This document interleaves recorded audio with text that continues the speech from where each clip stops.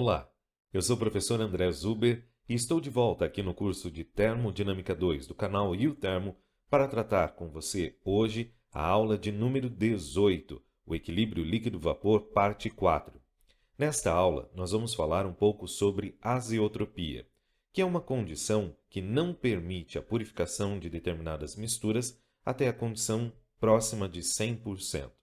Nós vamos entender na aula de hoje por que na indústria de álcool e açúcar nós não utilizamos apenas uma única coluna de destilação para produzir etanol anidro. Você vai ver que uma das barreiras para essa produção, quase que na purificação total do etanol, se dá pelo fato do ponto de azeotropia dessa mistura entre etanol e água. Vamos agora aos objetivos desta aula de número 18. Os objetivos desta aula são os seguintes. Você, ao final destas videoaulas, será capaz de identificar quando uma mistura binária exibe um azeótropo. Além disso, você será capaz de distinguir entre azeótropos de máxima e mínima em temperatura e explicar esse comportamento em termos de interações moleculares. E, por fim, você usará dados azeotrópicos para determinar parâmetros de um dado modelo de coeficiente de atividade. Então, antes de avançarmos com o conteúdo referente ao azeótropo, é interessante nós entendermos qual é a definição desta condição de uma mistura binária. O azeótropo é definido da seguinte maneira. O azeótropo é um termo do grego que significa ferver sem alteração. E aí você deve estar se perguntando, mas professor, como ferver sem alteração? Você vai perceber que ao longo desta aula é muito fácil identificar o ponto de azeotropia tanto no diagrama PXY como TXY e especificamente no diagrama XY. Lembre-se que o nosso objetivo neste ponto do curso de Termodinâmica 2 é estudar o equilíbrio de fases, ou seja, condições de pressão e temperatura, onde nós temos a formação de uma fase vapor em equilíbrio com a fase líquida para fins de separação dos componentes desta mistura. No caso do processo de destilação, toda a mistura ela é aquecida até a condição em que nós encontramos a presença das duas fases, tanto líquida quanto vapor. Esse processo de aquecimento faz com que o vapor sempre tenha uma quantidade maior do componente mais volátil. Só que aí nós podemos pensar o seguinte: será que para todas as misturas, independente da composição, nós sempre poderíamos aquecer até o ponto de formar uma fase vapor e sempre essa fase vapor estará mais rica do componente mais volátil? Bem, essa dúvida ela está ligada justamente com o problema da azeotropia e essa primeira definição do ferver sem alteração. Eu costumo dizer que o ponto de azeotropia, para você que está estudando para concurso ou quer guardar essa ideia e nunca mais esquecer, o azeótropo é uma condição remanescente daquela ideia que a gente tinha das substâncias puras. Ou seja, é uma crise de identidade desta mistura. Se você lembrar do aquecimento de substâncias puras, toda vez que a gente tem a passagem, por exemplo, da água para a fase vapor, a composição da água na fase líquida é 1, se for água pura, e na fase vapor também vai ser 1. Né? Então, a fração molar dessa água ela não se altera quando tem a formação de uma nova fase. A gente já viu que em misturas isso geralmente não acontece, mas no caso da azeotropia, nós vamos ferver esta mistura, a mistura que contém no mínimo 2 componentes, e a composição da fase vapor vai ser idêntica à fase líquida. E aí você deve estar se perguntando, mas professor, o que isso vai impactar no projeto de uma coluna de destilação, por exemplo? Toda vez que a gente encontra um azeótropo, a gente não consegue formar uma fase vapor com composição maior naquele componente mais volátil. Então, nós encontramos uma condição limítrofe para a purificação desses compostos. É por causa disso que essa definição do ferver sem alteração faz com que você evidencie essa condição. Ou seja, a composição do líquido vai ser a mesma do vapor formado. E aí você não tem mais como separar essas misturas. Por isso, é muito fácil você identificar nos diagramas de fase a condição do ponto de azeotropia em uma mistura. A azeotropia corresponde a um ponto no diagrama de fases em que as curvas Px e Py apresentam um máximo ou um mínimo. Quando isso acontece, você observa que as curvas de bolha e de orvalho se interceptam no diagrama. Veja o exemplo que aparece agora na sua tela. Nós temos uma mistura de clorofórmio e N-hexano num diagrama PXY. Você pode perceber que em determinado momento as duas curvas, tanto a de bolha quanto a de orvalho, se cruzam em uma condição máxima de pressão e aí a gente tem a condição limítrofe de separação dessa mistura. Nessa condição, x e y tornam-se iguais. E aí a gente tem o ponto de azeotropia. Esse azeótropo que aparece no diagrama de clorofórmio e N-hexano possui uma classificação específica. Ele é um azeótropo de máximo em pressão. Por que azeótropo de máximo em pressão? Se você observar, nós estamos aqui numa condição onde a pressão do sistema ela é muito maior que a pressão de saturação dos dois compostos puros. Veja o valor da pressão de saturação do composto A e veja a pressão de saturação do composto B. Quando acontece esse fenômeno do azeótropo, as duas curvas são empurradas para cima. E aí a gente vai perceber que a curva de orvalho e de bolha se interceptam no maior valor de pressão. Por isso, esse azeótropo é chamado de azeótropo máximo em pressão. É claro que não existe só esse tipo de azeótropo, e aqui a gente tem um outro exemplo. Neste exemplo, a gente tem uma mistura de acetona e clorofórmio, e nós podemos perceber neste ponto, próximo à composição de 40%, a presença de um outro tipo de azeótropo. Nesse caso, a gente tem um azeótropo de mínimo em pressão. Por quê? Porque esse diagrama ele tem no eixo Y pressão e nós podemos perceber que essa interseção entre a linha de bolha e de orvalho ocorre em valores muito inferiores àqueles em comparação à pressão de saturação das substâncias puras. Por isso, a gente diz que esse azeótropo é definido como mínimo em pressão.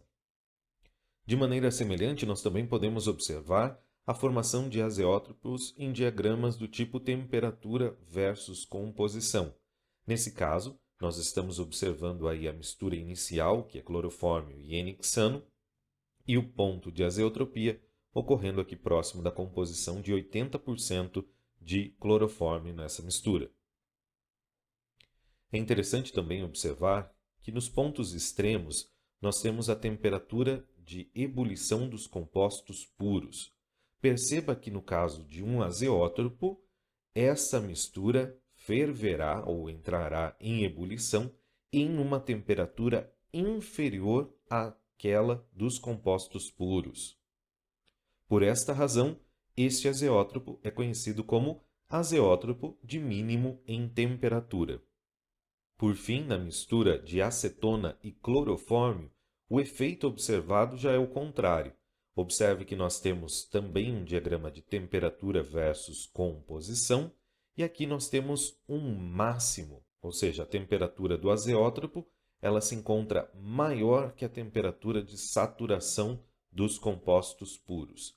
Esse azeótropo ocorre em uma composição próxima a 35%, e ele é denominado azeótropo de máximo em temperatura, porque a temperatura do azeótropo é maior que das substâncias puras. Colocando agora os 4 diagramas, sendo os 2 de PXY e os 2 de TXY na sua tela, você pode observar que, no caso da mistura de clorofórmio N-hexano, se a mistura apresentar um azeótropo de máximo em pressão, no diagrama TXY você encontrará um azeótropo de mínimo em temperatura.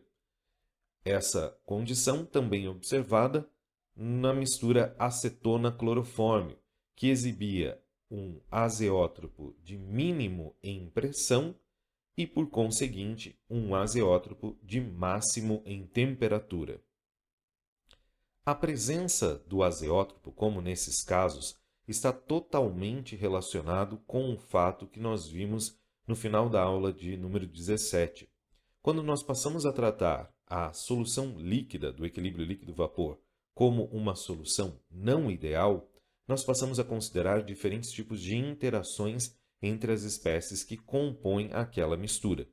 Em razão disso, nós vimos que o coeficiente de atividade ele poderia variar para valores maiores que 1 ou menores que 1.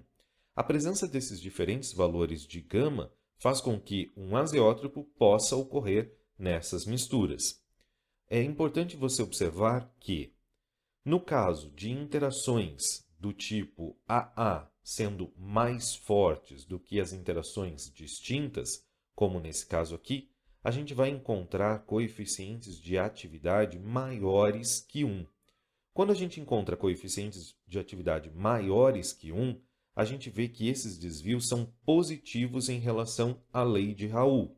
No caso de um diagrama TXY, se eu tinha um azeótropo de máximo em pressão, em virtude dos coeficientes serem maiores que 1, num diagrama TXY eu vou encontrar um azeótropo de mínimo. Já no caso das interações entre os iguais serem mais fracas do que a interação entre os distintos, nós vamos encontrar coeficientes de atividade menores que 1.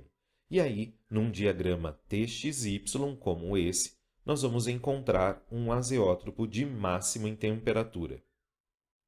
Uma outra forma bastante simples de se identificar o ponto de azeotropia de uma mistura é por meio da utilização de um diagrama do tipo XY.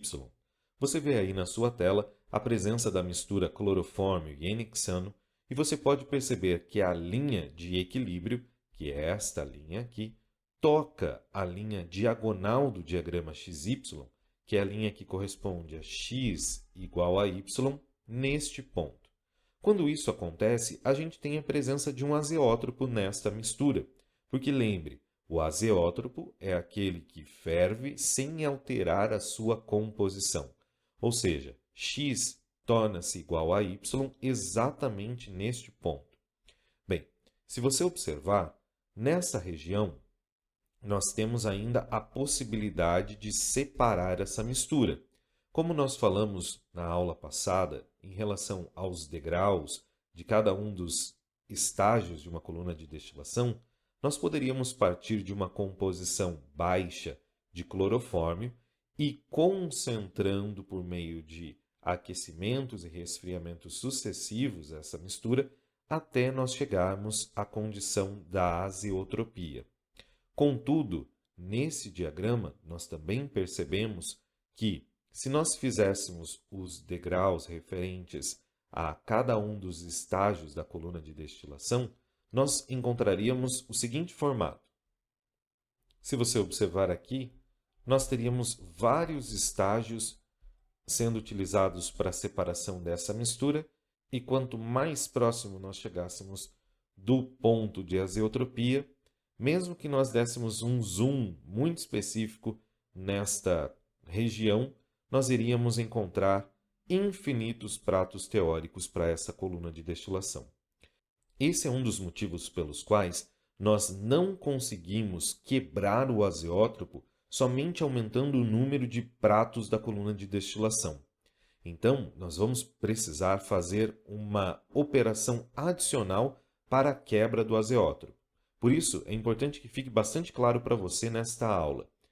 A azeotropia ela é um ponto onde a gente não consegue passar desta região para esta, ou seja, uma região que tem menor concentração da espécie, como nesse caso do clorofórmio, para uma região onde ele está mais rico, somente com a presença de outros pratos dentro da coluna de destilação. Isso é impossível de fazer. E nessa exemplificação desse gráfico, uma coluna de destilação que fosse usada com vários pratos para, digamos, entre aspas, quebrar o azeótropo, essa coluna teria infinitos pratos e, mesmo assim, não conseguiria atingir composições maiores que aquelas especificadas pelo azeótropo. E é claro, que uma coluna de destilação com infinitos pratos certamente ia custar infinito, e essa não é uma solução economicamente viável para a indústria.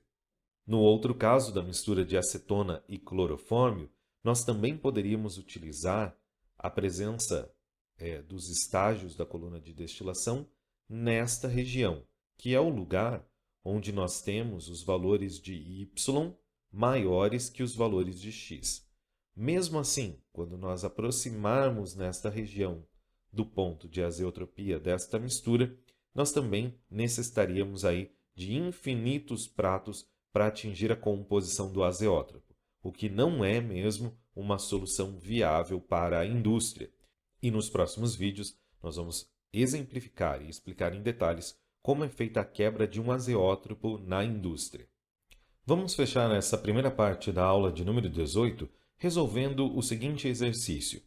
Nesse caso, nós vamos utilizar dados azeotrópicos para calcular parâmetros de um modelo de coeficiente de atividade. Veja o que o exercício pede. A 50 graus Celsius, uma mistura binária de 1,4-dioxano, que é a espécie A, e água, a espécie B, tem um azeótropo em composição de 0,554 de fração molar de A na fase líquida e uma pressão de 0,223 bar. Use esses dados para calcular o valor do parâmetro A da equação de Margulis, um parâmetro. Então, nós já temos aqui os dados essenciais deste problema, ou seja, temperatura 50 graus Celsius, 1,4-dioxano como a substância A, água como a substância B, as condições do azeótropo, ou seja, composição de 0,554 e pressão de 0,223, e o objetivo a gente determinar que esse valor do parâmetro A do modelo de Margulis, um parâmetro. Então, para começarmos, nós temos que pensar que o ponto de azeotropia ele ocorre numa condição de equilíbrio de fases. Por isso, vamos escrever a equação do equilíbrio de fases para esse sistema. Nessa condição, a fugacidade de qualquer espécie na mistura na fase vapor deve ser igual à fugacidade dessa mesma espécie na fase líquida. Como nós precisamos determinar o coeficiente A do modelo de Margulis, um parâmetro, nós não podemos neste momento assumir que a fase líquida se comporta como ideal. Se assim fosse, o gama valeria 1 e a gente não teria como calcular o parâmetro A. Então, vamos supor que apenas a fase vapor se comporta como ideal. Desta maneira, a equação 2 fica como fração de I na fase vapor vezes a pressão total do sistema igual a fração de I na fase líquida vezes o coeficiente de atividade vezes a pressão de saturação dessa espécie I. Com base naquilo que a gente viu na aula de hoje, nós temos que no azeótropo, y de I vai ser igual a x de I. Tome cuidado que essa equação de número 3 só pode ser usada no ponto do azeótropo. Aplicando a equação de número 3 na equação de número 2, nós podemos cancelar os valores de x e y desta equação.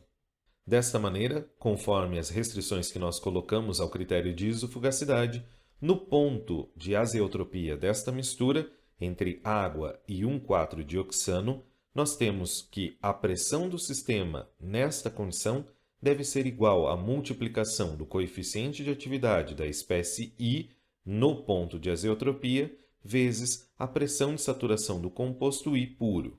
Reescrevendo a equação de número 4 para a espécie A, nós temos que a pressão do sistema vai ser o coeficiente de atividade de A vezes a pressão de saturação dele.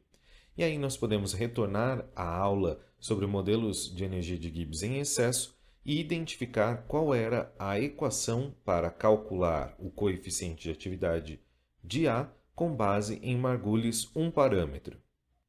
E se você retornar à aula, você vai encontrar essa equação. RTLN de gama de A é igual a A, o parâmetro que a gente quer descobrir, vezes a fração do composto B elevado ao quadrado. A partir da primeira equação, nós podemos determinar qual é o coeficiente de atividade de A. Veja que nós temos o valor da pressão inicial, mas a gente ainda não sabe qual é o valor da pressão de saturação desse composto puro. mas lembre-se que esse valor está atrelado à temperatura, e nós poderíamos utilizar ou o ThermoSolver ou a equação de Antoine para determinar PA-SAT. Por meio do ThermoSolver, basta nós vermos aqui em calculadora de pressão de saturação, determinarmos o composto. Então, como o dado inicial de temperatura em graus Celsius, nós corrigimos a informação, colocamos o valor aqui de 50 graus Celsius e clicamos em resolver. Bem, aqui está o valor, 0,1564, como pressão de saturação do 1,4-dioxano puro. Retornando para a folha de resolução, nós temos 0,223 como pressão total do sistema e 0,156 como a pressão de saturação de ar. A resposta mostra que o coeficiente de atividade do 1,4-dioxano é maior que o coeficiente de idealidade. Então, nós podemos, a partir de agora, utilizar este valor na equação de número 5 para determinar o parâmetro A de Margulis. Dessa maneira, substituindo os valores na equação, nós temos então 8,314 como a constante dos gases. Perceba que a temperatura deve ser corrigida para Kelvin, por isso 50 mais 273,15, dividido pela fração molar do composto B ao quadrado. Como nós temos a composição de A, então nós fazemos aqui 1 menos 0,554 ao quadrado, vezes o ln de 1,43. Desta maneira, nós temos que o coeficiente A do modelo de Margulis 1 parâmetro é 4.826 Joule por mol. Este exercício mostra que nós podemos utilizar apenas um dado, que é o dado da azeotropia de algumas misturas, para determinar o parâmetro de modelos de energia de Gibbs em excesso.